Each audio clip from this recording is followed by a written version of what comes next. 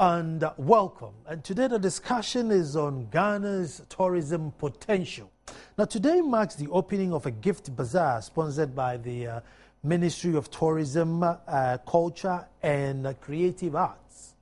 But aside that, the board of Ministry of Tourism is hoping to become an authority so that they wean themselves off the overstretched budget and do their own funding. But then it makes you wonder that, you see, as a nation, we are always crying for jobs. We are always crying for more money in the kitty for more development. And here is a sitting duck. We have what? About 520 kilometers of coastal lands. We have peace. We are very pleasant as a people. We have the north, we have the middle belt, we have ecotourism where we have forests all over. So it makes you wonder, why would somebody go to Jamaica with such a high crime rate and not come to Ghana? Are we not selling ourselves enough? Why would somebody choose Jamaica over Ghana? Indeed, with all these peace that we have. And today, that's the discussion we are going to have. And when I come back, I will introduce my guest. My name is Nana Nsakwa, and this is PM Express. What's our tourism potential?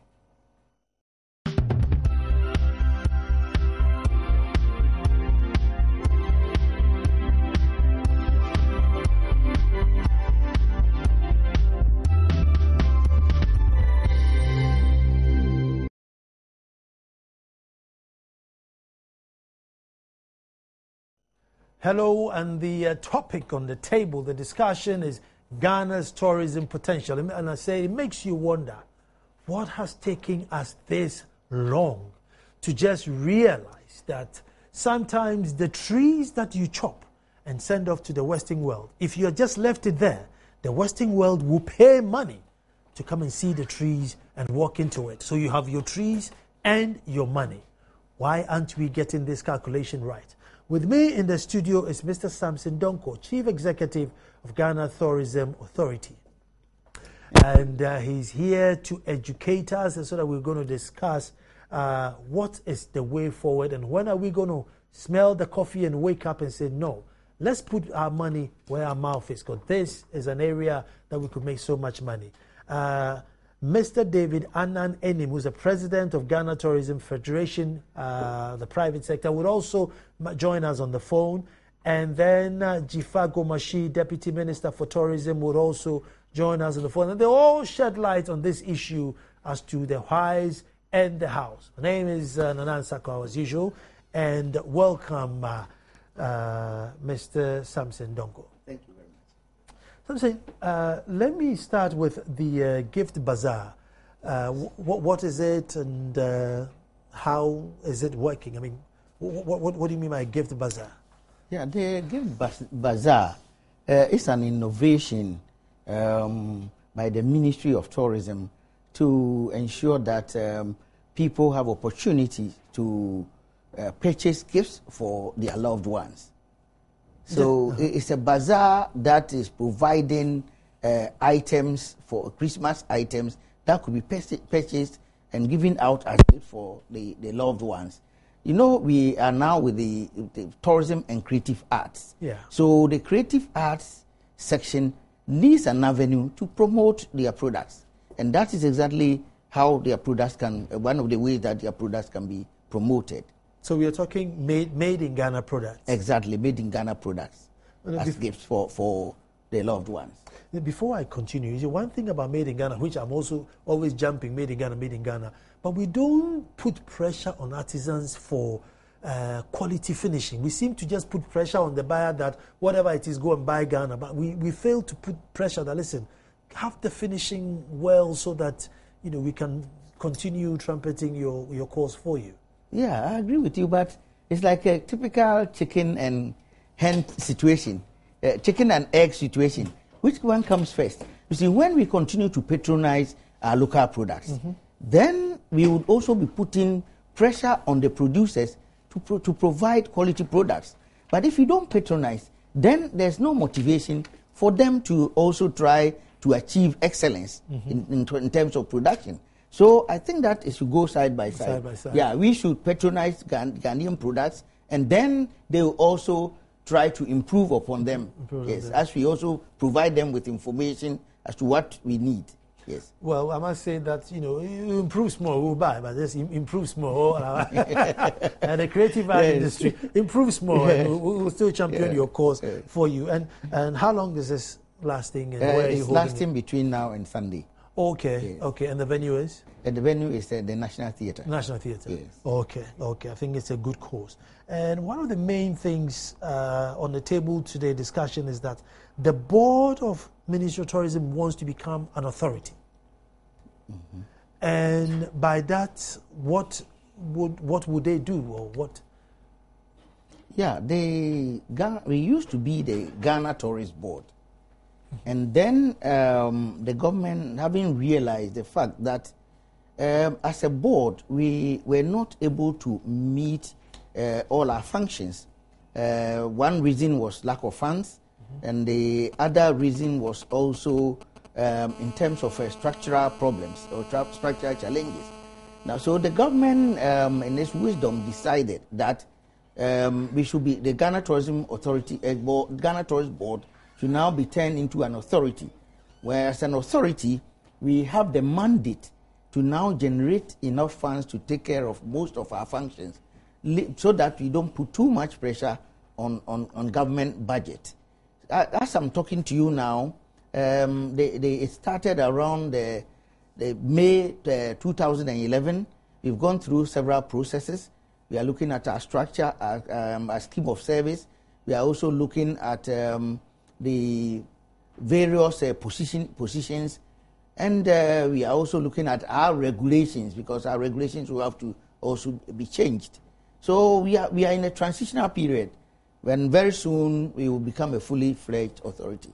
I mean, on face value, it makes sense. What are the technical challenges you think you may come across? There are a lot of technical challenges. First, in the area of personnel, we need to update, we need to train our personnel to let them have the skills to now deal with our functions properly. We need that. We also need to do structural changes, because in terms of structure, as at now, we are not even, our presence is not felt at the district level. We only have regional offices. We need to go down there where the tourism products are. Mm-hmm. We need to sit down with the community so that together we can develop the tourism resources. So we need to have district offices opened so that we can also be closer to the community and to the tourism product. Not you, not me, but collectively as a state, even though it's an obvious money-making opportunity, we have not put our whole heart in that sector. I mean, is there something that's stopping us to doing that? There's nothing that stops us. But I always say that, you see, we have over-relied on the primary products. Mm-hmm. We have cocoa, which is exported, it brings foreign exchange. We have timber, we have minerals, and these are all sources of foreign exchange. Now, with time, when we realize that these raw materials are not fetching enough, we'll turn back to tourism. We'll tend to diversify the economy. And one of the key things that we can do is the development of tourism. Mm-hmm. Because when we develop our tourism resources, we are creating infrastructure, we are creating, we are doing beautification, we are also creating facilities for the attractions. Mm-hmm. And when we do that, we shouldn't forget that much as we want foreigners to use these items, the local people can also enjoy it. Mm-hmm. So tourism, I equate tourism to development. Mm-hmm. Tourism is development, and it's a development that is done in such a way that it redistributes the national development. Mm-hmm. Because if you have a facility, if you have an attraction in, let's say, a small corner in a village, mm-hmm. and it is developed, the roads will be done, hotels will spring up, restaurants will spring up, mm-hmm. and some other tourism facilities will be there. Mm-hmm. People will create jobs there. People will have jobs to do. So that place opens up, and more people will go there. So tourism is a total development activity. Yes. I mean, as a board, I mean, it becomes an authority. I mean, there's so many aspects of tourism. Yeah. Which one is the easiest and obvious ones to have to say, listen, we have the beaches, let's go with the beaches, or we have forests, let's go with ecotourism? Which one will be the easiest and immediate one for us to go for? Yeah, let me explain it this way. You see, trends have shown that in modern times, visitors will like to go to places where you have a tourism product mix, so that at one opportunity they will have several experiences. They would like to have aspects of culture. They would like to have aspects of the eco. They would like to have aspects of history. They would like to have aspects of the beach. So if you have a mixture, which Ghana has at the moment, if you have that mixture, that tourism destination is a very important one. So in Ghana, what we are looking at is to develop each region and give it one key tourism attraction, so that out of that, when visitors go there, they can move to other places within the region. So each region has its peculiarity, and that is what we want to emphasize on. Okay, Yeah. okay. And before we even get the foreigners to come in, how can we do for us ourselves to travel within the country and see, what's going on? Because I'm guilty, I haven't traveled, the country at all. Oh, then you are missing so much. A lot, I know, and very shamefully, very shamefully. But I haven't you are traveled missing so much. But I know I'm not alone. There are lots of Ghanaians who don't. Exactly. All they do is go to their hometown, back to Accra. Yeah. Their hometown, back to Accra. Every now and then some funeral somewhere, but usually we don't travel. Yes, you see, before you travel, you need some information. Because if you are traveling into an environment which is strange, you yourself will not feel safe. So you need some form of information. That information should be able to motivate you to move there. That is what is lacking. Because our marketing and promotion of our tourism products is not the best. And it's all due to financial issues. Because we are not able to produce enough information material to be able to educate and create awareness among Ghanaians. If we have enough materials, there are opportunities, so many opportunities. Ghana is an exciting country. I like traveling, and I find Ghana a very exciting country. If you give me the options, I may not want to go to any other country, but stay in my own country. Because even the hospitality of the people are ready to receive you. They are ready to simply absorb you into whatever activity they are doing. And that is fantastic. It doesn't happen anywhere. No. Yes. No. But, every time it goes back to, education, that can we add that at least every term, the school would take their children to, one sightseeing, so they get into the habit. So when they grow, they follow that habit. Because by the time the guy grows, and say, well, now go and travel the country, they won't want to do it. I agree with you. You see, we have started with establishing tourist clubs in first and second cycle institutions, even up to the tertiary institutions. And we are also establishing tourist clubs in the trade and other trade associations and other workplaces. The intention is that we want to inculcate into the youth the idea of traveling, so that when they grow, they would be used to taking their families out. And that is a key to the development of the tourism industry. Because if you travel and you have the experiences, then you can equally tell the visitor from outside, what exactly the situation is. But because if the visitor asks you, how is the affair of Kakum? What is the meaning of Kakum? What do they offer? And you tell him that, as for me, I'm not interested, so I've never been there. Then he will be totally disappointed. But if you're able to tell him that, yes, go there, you have this, you have that, it's a fantastic experience. Sure, you put the man on the edge to go. So what we are saying is that domestic tourism should be promoted. We need to promote it to be able to become a complementary to international tourism. Because if we emphasize on international tourism alone, and our domestic tourism is not developed, we will not get there. We will not make it. finance minister, I know he's struggling with funds, but is he prepared to, sever this umbilical cord and say, yeah, go and be on your own and do your own funding, don't come to me with any budget? Is he happy to do that? Well, because we wouldn't put too much pressure on the budget. See, the allocations that are given to the authority will now be used for something else. The authority will generate our own internal generated fund and then use it for our operations. So in this case, then, if you go, all the hotel tourism fees and everything comes to you? Yes, the hotel license fees and the registration fees and the registration of other tourism facilities will come to us for our operations. But that should be separated from the tourism levy. The tourism levy is for the development of the entire industry. It does not belong to the Ghana Tourism Authority. It belongs to for the development of the entire tourism industry. Yes. But wouldn't it be better if you get it? Because, we've waited this long and we've been paying the levy and the development hasn't been shown. If they give it to the authority, wouldn't you do better? I don't subscribe to that. You see, apart from the functions of the authority, we also need funds to be able to do PPP agreement, that is private-public sector partnership agreement. We also need funds to be able to put up the infrastructure. We also need funds to be able to put up some supportive activities so that we can bring in the investors. Such funds should not come from the Ghana Tourism Authority. It should be from the tourism fund. Because the end result is that it will enhance the tourism industry. So we don't believe in monopolizing the tourism levy.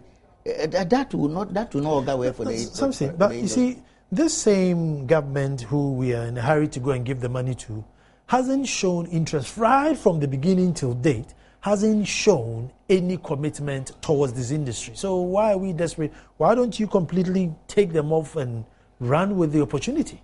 Okay, let me just take a little bit of time for us to deliberate on the tourism levy.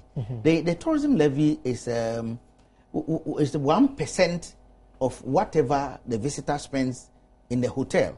So let's say you go to a hotel and you spend $100, or let's say 100 Ghana cedi. Then we take 1% of that when VAT and national health insurance has been taken out. So we take 1% of that, put it in a fund. That fund does not go to the government. It's a special fund. Okay. And the fund will be administered by the board of directors of the Ghana Tourism Authority. Okay. On behalf of the entire industry. So that is why we don't want that money to come into activity. We will have to generate funds from our licensing fees, from our registration fees, and other activities that we do. So the fund should be separated. So that should be separated. Yes. Okay, I agree with you. I'm just going to take a break. When I come back, I just want to find out. Sometimes you travel all the way to Dawu, just when you want to see Konfuanochi's, artifacts. You get there it is. Nowhere to use the bathroom, nowhere to eat, nowhere to sleep. So you need to sit in the bus and drive all the way back. Are we going to add other bits and pieces to it to make it more exciting? Stay tuned.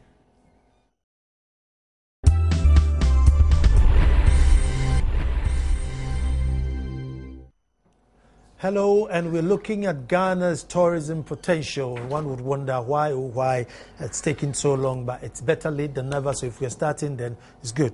The board now wants to become authority so they can sever themselves of the umbilical cord of the state and generate their own funds and run their own affairs, which one would say probably is a good idea considering the track record that we have before. But see, one thing I find with our tourism sites are that, you travel all the way for miles and miles to the site and you see it. I saw a documentary on Afajatu and you go there, you see in the mountain, climb it, and then go home. Would the authority be thinking of adding more facilities, i.e. hotels, restaurants, games, or something next to it so that, it makes more value for money to travel to a site like that? Okay, thank you. In terms of activities, we lack them at our tourism sites. And one of the reasons for the government to make the Ghana Tourism Authority, the Ghana Tourist Board an authority, is to give us that leeway to be able to generate funds to provide some of these tourism activities and facilities that you are talking about. Currently, you are right. You go to a tourism site, and there's only a sightseeing place. You look at the facility, or you look at what is there, and in the next 30 minutes, you don't have any choice than to leave the place. And you are leaving the place with no refreshment, with no food if you are hungry, and virtually nothing. And that is not good for tourism, because if you do that, then what you are only encouraging is for the visitors to come and leave their trash, their excess, I call it excess luggage. Mm-hmm. Because if they come to do a picnic, for instance, they will leave the trash there. You need money to clear it. They haven't left money in the environment. Mm-hmm. So you need restaurants, you need hotels, you need drinking spots, you need car hire, you need other activities that visitors will pay for. And that is how tourism should be. As at now, our tourism resources are not developed. They are still in the raw, we call it in the raw state. Mm-hmm. So as an authority and with the tourism fund, what we are expected to do is to develop profiles for various tourism sites, so that together with the investor, we put in, we make an investment and then get these facilities and other services provided at the tourism sites. With our land ownership system, this land is for family, and then right next to it is for the stew, and then right next to it is for this guy and that guy. If we wanted to develop, let's say, the coastal area, I mean, what challenge are we going to face? You know, if Hilton came or Bajor Arab came and said, look, give me a kilometer of your beach so I can put a 7-star hotel on it. How then do we go about it? Yeah, this is a real challenge. Land ownership is a problem in this country. But the way to go around it is that when you cite a place that can be used for tourism development, first find out the landowners. Now, it's important that you don't buy the land from them. Mm-hmm. It is very dangerous, because the moment you buy the land from them, it means you have cut them off from the land. Mm-hmm. In the future generations will come and create problems for you. Mm-hmm. So what you do is that you value the land and use it as their equity. Mm-hmm. So as you do the investment, whatever comes out of it, the communities and the families who own the land will enjoy it forever, from generations to generations. Mm-hmm. That is the strategy. I hope my colleague chiefs are listening. Yes, that is exactly how we go in. Mm-hmm. We have some community activities. That is how we go in. When we go into the community, the first thing we look at is the community equity. Mm-hmm. Because the community should have an equity. If they don't have it, they will lose interest. And very soon they will start attacking the visitors. And when they do that, they kill the industry.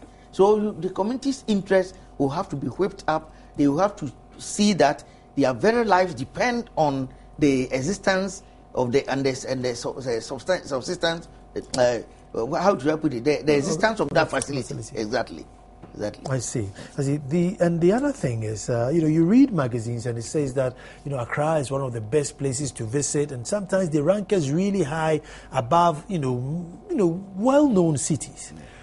But I don't see Accra or as capitalizing and say, there you go. Even this reputable magazine or reputable research is saying that you have to come here. So come. We don't capitalize. We just brush it off. Even the media, we don't make morning shows out of it. Nothing. We just let it die. Yeah, that is true. We are not capitalizing on the goodwill that is coming out from visitors who come to the country. We have a lot of goodwill. Our hospitality is unique. The Ghanaian has time for the visitor. The Ghanaian is like to be hospitable to the visitor. Mm-hmm. It's a big advantage, because in some destinations you go there, and even if you want to find out, get some simple information, if you don't get it in the information material and want to source it from an individual, you may not have anything at all. People may not, they may not even be interested. But in our case, that is an asset. Accra is exciting, very, very exciting, because of the people, because of the peace. I remember I saw a video on Ghana, and somebody asked about security. And the reply was that Accra is in a place where even in the middle of the night, you can put $1 in your teeth and somebody will tell you that, please take your money and put it in your pocket. Nobody would attack you. We are not saying there's no pockets of violence, but generally speaking, Ghana is a very peaceful country, and that is our big advantage. Let's go to one disadvantage, which is hotel prices. Yeah. I mean, the price you pay for a hotel a night here, the average European could probably travel to Spain and stay for a whole weekend and get breakfast on top of it and fly back home. And that would be one night stay in the hotel. I mean, can we find a balance from somewhere? Yes, the hotel prices are higher compared to other destinations. And the simple reason is economics. It is the issue of demand and supply. If you imagine that the whole of Ghana has only two 5-star hotels. Wow. And that makes it. So if those hotels, between 3 and 5-star hotels, their occupancy is around 85 to 90%. In other destinations, the highest occupancy will be just about 60%. So there's competition. And competition naturally brings the prices down. But here, the competition is yet to start.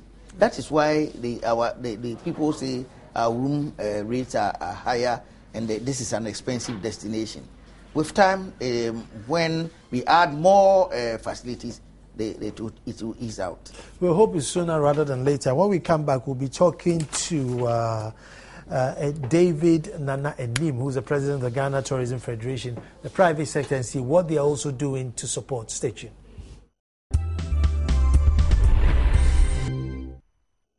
Hello, and the topic on the table is Ghana's tourism potential. I was talking to Mr. Samson Donkor, Chief Executive of Ghana Tourism Authority, and then joining us now is Mr. David Nana Anim, President of the Ghana Tourism Federation. Now, someone was talking about the PPP, public-private partnership. Well, there we have the public and the private and the partnership. So I think the system is here. But I'll start with Nana. Nana, the board wants to become an authority. From the private perspective, would it help you, and how? Oh, thank you so much. Let me take the opportunity first to say a big good evening to my fans. And the Minister for Tourism and the Deputy. They are doing extremely well for the industry. Okay. Point of correction, the authority has already been established, not even now, it was last year. So I think you've missed I missed the boat there, but how is it helping you from a board authority? Like you rightly said, we have the PPP concept, the public-private partnership. Now, when you look at tourism, it's categorized into two dimensions, the public and then the private sector. We have the public sector where we have the policymakers, which is the Ministry of Tourism, Culture and Creative Art. Then we have the implementing agency, which is the Ghana Tourism Authority. And you look at the private sector being the center. So when you talk about the policy making, the private sector is there. And then when you talk about implementing agency, the private sector is there. It means we support policy making and we support the implementation of the policy. So the private sector first believe in what we call the PPP, as we are saying, because when you look at GTA, when it was GTB, they were not on their own. So most of the time they have to go through so many, financial crisis. But as it became the authority, you could see that some kind of leverage has been given to them, some kind of freedom. More so, as it became GTA, we have been able to introduce this 1% levy. And this 1% levy is going to also support them. And as they support them, the private sector will now also go there to source from some of the funding. When we go sourcing funding from the banks and then the financial institutions, look at the interest rates. But now with the authority, we can go, and with the funds, 1% fund in place, we from the private sector can go there and source for the funding at a probably moderate rate, okay, to do some kind of tourism activities. Okay. When you look at the training aspect, in the tourism industry, what we are lacking now is service delivery. And service delivery, we need some kind of support. So the authority is there to support this sort of thing.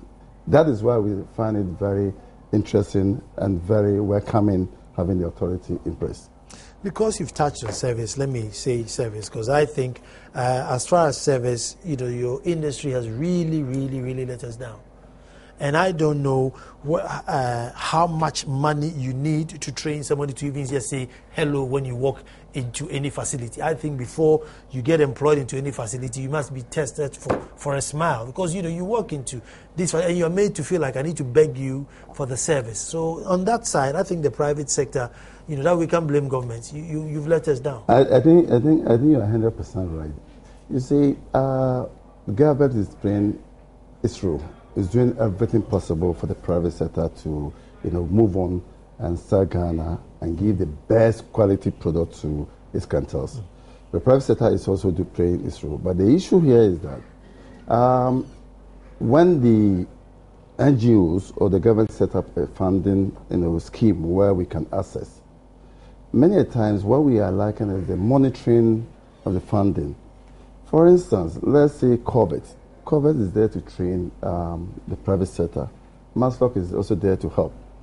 But COVID, everybody can just go there and access the facility. But what we have realized that if people go there to access the facility, is there any mechanism to monitor whether the source for the funding was used for that particular project? So what we have done now is that we're going to sit down with COVID and tell them, look, the GATOF has 21 trade associations. We have the Ghana Hotels Association being a member, car rentals being a member, tour operators being a member. Okay, so if an association or individual is coming to source for funding, let us draw some kind of program where the person will go through the APEX body. Okay, they can come to COVID, all right, but when it comes to monitoring and evaluation of the money that you are giving to the person to do training, involve GATOF, so that we will have GATOF and the team from COVID. I'm using COVID just so that we can come together, form something like a policing team. So we look at where the money is going and how the money is being used, whether it's being used for the training, the specific item that they went in sourcing the money for. Okay. Now look at somebody having, let's say, a 3-star hotel. At the end of the day, instead of the person to sit down and do evaluation to see the quantum of money that he has spent or she has spent for that project, he wouldn't do that. He wouldn't look for even professionals like you have Movenpick. Movenpick, for instance, has a management team. Golden Tip has a management team. But we Ghanaians prefer that, let me use my nephew, my niece who has come out of SS. Okay? Your nephew or your niece has no knowledge about tourism, doesn't even know the concept of tourism. Then the niece or the nephew will sit managing this huge property or product. So at the end of the day, you could see that training is lacking. You see, we first think about the money aspect of it, but we don't look at in totality the training aspect or the service that we are making ourselves.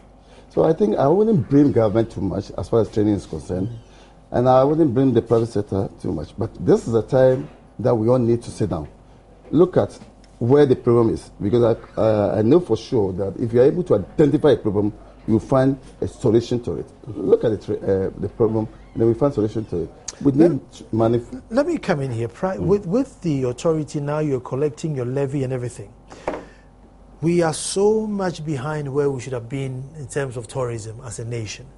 Would you, the two of you, collaborate and deliberately take one aspect, maybe hotels, maybe ecotourism, maybe, health or education, and say, look, let us for the next 5 years go in heavy on this aspect of tourism. And indeed, if you come and borrow the money for this aspect, we charge you 2% instead of the normal 10% and push it. so that we, something we can see something in that direction. Would you do something like that? I'm happy you brought this in. That is one thing I must commend my minister for. Mm-hmm. The Minister for Tourism, current minister, is always advocating for this, that look, let us work together as a team. Now, with the authority, fortunately, we have the private sector also on board. Mm-hmm. So all these are some of the things that we are going to sit down and talk about, because the money, the 1% levy, is being collected from the private sector. Mm-hmm. It's the private sector who, is paying this 1% to the government. Unfortunately, the government has involved the private sector. So it's a matter of we sitting down. Fortunately, my brother here... Samson, I'm going to put the same question to Samson. Samson, now that you are on your own somewhat, are we going to just capitalize on something? Maybe the beachfront, maybe ecotourism in the Akosombo area, maybe the Kakum area, or up north more, where there's more culture, and say, listen, we are going heavy on this, and start it off with there for maybe the next 10 years. This is where tourism is going to be, so that even the local guys would want to. It would be so attractive that we would want to go. I don't know, because when we say we're going to do all of it, you just do piecemeal, and nothing happens. Well, I agree with you, but what I would like to add is that, you see, in tourism development, the best strategy is to develop one attraction in each area. That attraction becomes what we call a growth pole.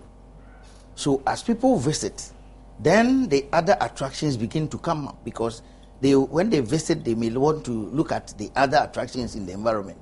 That is why I was saying that in developing our tourism resources, each region has some uniqueness. Each region has some peculiar thing that is not common to other regions. Let's take Ashanti region, for instance. We say it's a cradle of Ghana's culture. If you go to the western region, for instance, we are looking at one of the best beaches. If you go to the Volta region, the landscape is fantastic. If you go to, let's say, the central region, we say that it's the central region is the heartbeat of Ghana's tourism. The reason being that currently, as I'm talking to you, you have the Kakum National Park, and then the forts and castles, which provide international standard services for visitors. So each region has its uniqueness, and that is what we should look at.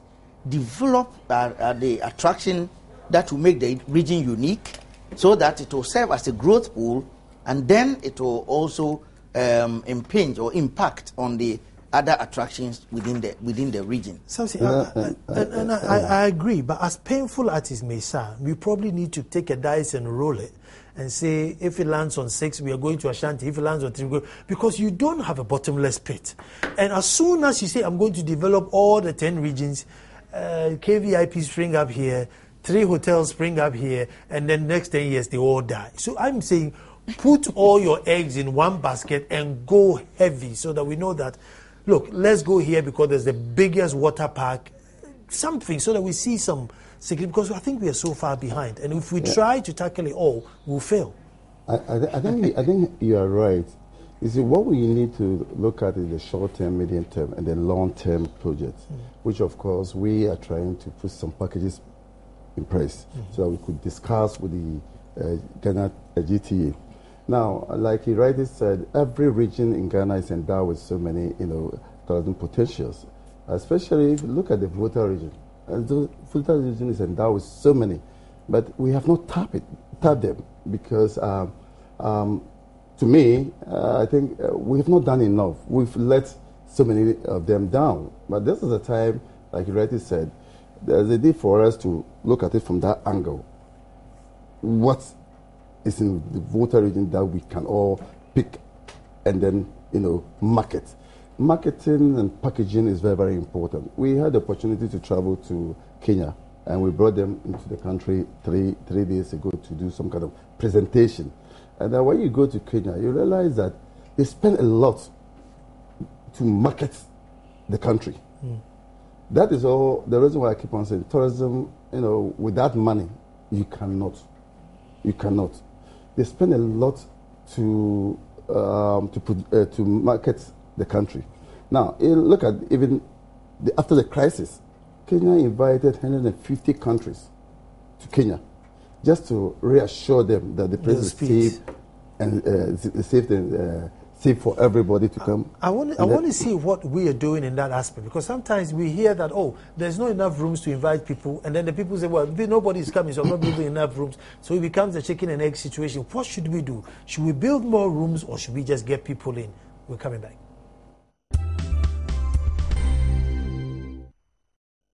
So the question was, what do we do? Do we build the rooms and then go out and say we have empty rooms, come? Or do we get them in and say, hey, they are here, or we have to find the rooms? You are the experts. Yeah, so like, let me quickly... The Kenya issue, the Kenya they invited... Issue. So we tried to find out, how did they do it that they were able to bring on? And we realized that they also developed this tourism development fund. Okay. So we realized that, yes, then gradually we are on course. Now, if this 1% development fund that we have established, we are able to work around it. We'll be able to use some of the money to do some other developmental projects in the tourism industry to attract more tourists into the country. Unfortunately, we are not selling ourselves. For instance, today, as we are here, this is something that we need to do more and more. People who are in the country, they don't know even the concept of tourism. They don't know even anything about domestic tourism. People don't even take some days off to travel to, let's say, Kakum. Right now, if you ask how many Ghanaians know Kakum, I'm telling you, few. So the Tourism Development Fund, I think this is the time, if with your support, the media support, at least we could come to let's say, and be talking about tourism and, sensitizing the minds of the people for them to know that tourism, if we do it well, is the way to go. It's the way to go. Go to UK. Go to UK. People travel all the way from Africa, all over Europe to UK. Instead, Travaga's going to look at the doves. Doves, exactly. Yeah. And you look at the millions of millions that they are making. The guys will say Upo. Upo, yeah, right. 6,000 kilometers to look at Upo. But we are endowed with so many. So that we are not, what we are doing is that the private sector has partnered the public sector, GTA, Minister of Tourism, and then with the minister also champion the cause of this. We're trying to strategize and then do them in segments, like pick voter region, you look at something that is very unique, then we market. Then we pick all the 10 regions. Before we finish with that, let's say the short term, by the time we get to the medium term, Ghana is known everywhere, and I think we can do it. Because I think we, as he keeps going about our temperament, our nature, that alone is a tourist attraction. That's one of the main ingredients of tourist attraction. And like in my interest, I said, if somebody goes to Jamaica, why wouldn't they come to Ghana? So I think now the ball is in your court or something. Oh yes, I agree with you. The Ghanaian is extraordinary hospitable. And that is a big plus for us. Quite apart from that, Ghana has a lot of advantages. Sometimes I look at it and I ask myself, is it because we have too many or too much that we cannot realize exactly what we have? Because if you look at even our geographical position alone, as almost at the center of the world, so close to the equator, so right on the meridian. And if you look at the West African sub-region, we are in the middle. So, and English language is a common language all over. There are so many advantages. Ghana has struck so many firsts. So I think that all the opportunities are there to develop Ghana as a tourism destination. All that we need to do is to spend a little bit more, because tourism is a capital-intensive venture. To be able to invite, let's say, an investor to put in money in hotel development, you should have the infrastructure. Because if he comes to provide the infrastructure side by side the hotel facility, it will be too much. But if you build the infrastructure, the roads are okay, the telephone, the communication system is okay, then it will attract investors to come in. So we need to put in a little bit of money in that area to provide the necessary infrastructure. The investors will come in, and then we promote. And at last, like you were saying about whether we should build the rooms before we invite people, I think it can be done side by side. We need to build the rooms, because if you ask people to come, and they come, and they are disappointed, they will go and never come back again and tell a million other people. Yes. So you need to do it side by side. Whilst increasing the number of rooms, you are also promoting in such a way that those rooms will be filled. Otherwise, it also becomes a venture which is not viable. Let me also add to what he just said.